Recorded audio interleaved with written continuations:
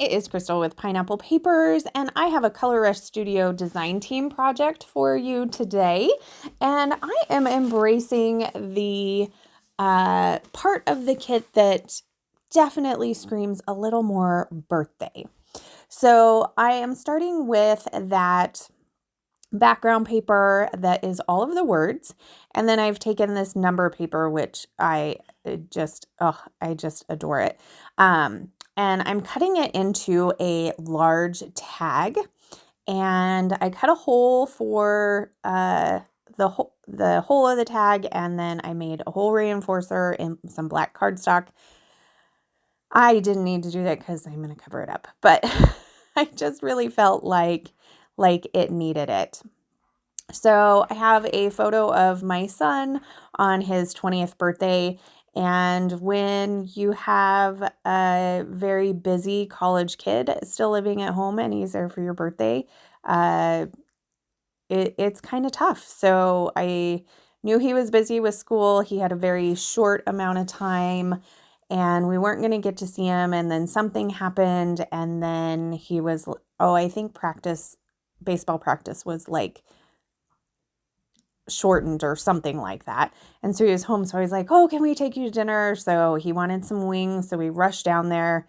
He probably ate half his wings. And then they gave him some fried ice cream. And I think he took 2 bites of it and then he had to run to school. So, but at least we got to spend a little bit of time with him, which was awesome. So I know that I want to do something with the frazzles and ribbon. I love the idea of putting the pom-pom trim around the tag. And then I really like the idea of making a huge bow out of this black and white stripe frazzle. So that's kind of where I'm kind of going. And I backed my photo on black cardstock, and then I want it to also be framed by one of the glittery shapes that is in the kit. And so I put that behind.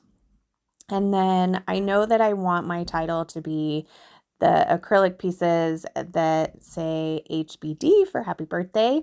And I just wasn't sure which one I wanted, if I wanted the more pinky ones or the more green ones. So you can see they're all up there just hanging out. So I decided that after I matted my photo in the black cardstock that it would be a good idea to also matte my tag in the black cardstock as well. So I went ahead and put that on the black cardstock, and I'm going to trim that out. And then I try to put my hole punch in to punch the hole. My hole punch isn't big enough. I could have went and got my big bite something from Crocodile. And but honestly, I do end up covering it up like I said, so it really doesn't matter. So I'm going to go ahead and stick the big tag on because I know that that's definitely the design that I am going for. And so I'm looking at this glittery blue and I was like, okay, I need to back it with something so it pops out a little bit more. So I'm going through the papers that I have, and then I was like, no, I really want this background paper to be pulled forward.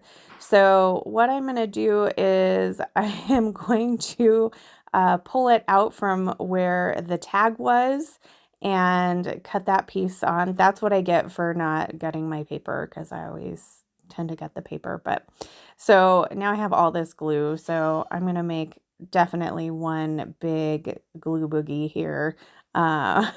And pull all of that off so that my layout does not stick to my glass mat. And then I can go ahead and back this piece with this pattern paper. And it's just what I needed. It's just a hint. I think I could have done it with white cardstock and it would have been fine too, but I really like when I'm either matting a layout or something and there's just a small amount of that back pattern paper, I really like to pull it forward. So whether it is matting a photo or something like that. So that works out really good when I am gutting it because I pretty much know that I am going to use it. So I get that stuck down and yeah, I think that works a lot better. I'm going to pop up my photo with some fun foam and I'm going to go ahead and glue that on top of this glitter piece here. I do decide to do it a little wonky and keep my photo actually straight, or straight-ish. It's probably not actually straight, but it's close. So I'm going to put my title back down and then I'm going to start working on some embellishing. So here's that bow that I made. I am really liking how that's looking. So just kind of fussing with it a little bit for the shape. And so since I did that, I decided I'm not going to put the pom-pom trim all the way around. I'm just going to go ahead and put it on the long sides. So how I do that is I am just going to take some wet glue and then I just take the pom-pom trim and I just tuck it under the paper. So with my fingers, sometimes I'll use some scissors or something to get it tucked under there. I'm going to do that to both sides. I am kind of propping up that paper a little bit, you can see with the scissors, so it gives me a little bit of a gap, which is a little bit easier, and then I can stick it underneath there. So I'm going to do both sides of those, and it just gives me a little bit extra. I'm going to go ahead and trim those off. Those are the cute scissors that are in the shop. They have some really good weight to them. They're pretty fun. So I am going to take this cut apart sheet and I'm going to cut up a orange candle because I've kind of decided that I'm going with the orange letters, and his plate was orange, and so I definitely was using the colors from the photo. He's wearing blue, his plate's orange, so the layout is very blue and orange. So I'm going to get that candle there. I'm going to get 1 1/4 circle punch, and I'm going to punch out a couple of these circles that say all about that cake. Obviously this wasn't cake, but it's close enough. And so I'm trying to decide which one I am going to use. I cut out kind of the yellowy one and the orangier one. And then I'm going to grab a couple of, actually just one die cut and one of the like cake wood veneers. I'm going to end up going with the cupcake because I don't know, I liked it. The frosting and the ice cream, I just felt like it worked a little bit better. I put a die cut cake with a bunch of candles on behind that and then a little arrow. Also from the die cut pack, I grabbed this kind of label-y sticker. It says celebrate. I'm going to put that kind of over that blank space that you see in the photo in the upper left-hand corner.